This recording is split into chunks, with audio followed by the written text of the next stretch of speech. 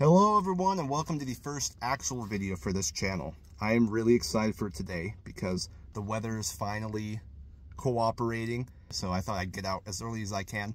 But I'm going to go visit a really cool spot in Utah. Its history is very rich because of the amount of traffic it used to have, and now it's a partial ghost town. So I just wanted to go and see if I could dig up some of its history and some of its stories. And for those of you that don't know, that's what this channel is solely dedicated to. I want to dig up those stories and help all of us remember them so they never get lost again.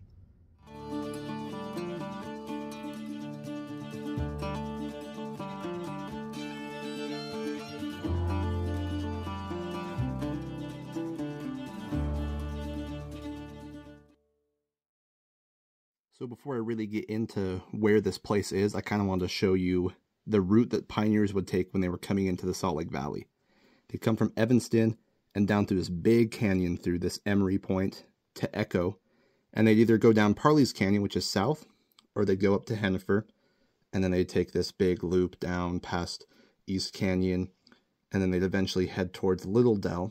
They'd cross over towards Emigration Canyon, or they'd go down into Parley's Canyon, and then they'd be able to make it into the Salt Lake Valley. After scrolling through that route that pioneers and settlers would often use when coming to Salt Lake City, it's easy to forget that though these maps are flat, the terrain is far from flat. Naturally, early Western settlers looked for the paths of least resistance along their way across the plains. So let's put our focus on a place that required little energy and very easy access through the steep mountains: Echo Canyon. Echo Canyon was utilized by pioneer parties, Pony Express riders, 49ers, and even troops of Johnston's army during the Utah War, simply because it is one of the best geographical through routes in this area of Utah. Because of that fact, this meant traffic would be greater and business would come often through this passage through the mountains. One point of the canyon was so narrow that only one wagon could make it through at a time, but that was a far better option than the alternative of going around the canyon. Early in U.S. history, in 1847, the Mormon or Latter-day Saint pioneers embarked across the plains to the relatively untouched Utah territory so they could practice religious freedom and peace. The U.S. government came to the conclusion that these pioneers were a threat and that they were going to rebel against the Union, so they sent an army to put an end to it. Because this canyon was essentially a highway to Salt Lake City, the army pretty much had to use it. After receiving word of this potential attack on their way, the pioneers had to begin preparations for a war. Along the steep north side of the narrow canyon, pioneers constructed 14 fortifications, which were large stacks of rocks set up in a wall formation where armed men could position themselves to fight. The pioneers had the upper hand with their knowledge of the terrain and the preparations for war, but luckily they never had to use these fortifications.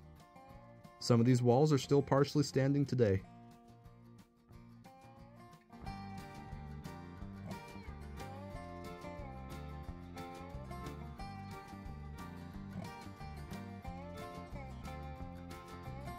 There's a little Pony Express marker here. I don't know if you can really read that. But just imagine being a Pony Express rider and just coming through the canyon, stopping around here, having all this area to look around. You're going to be heading off that way to get to the canyon you need to go to. Or I guess maybe that way to get to Parley's Canyon, to get to Salt Lake. It's just cool to imagine being here during those days.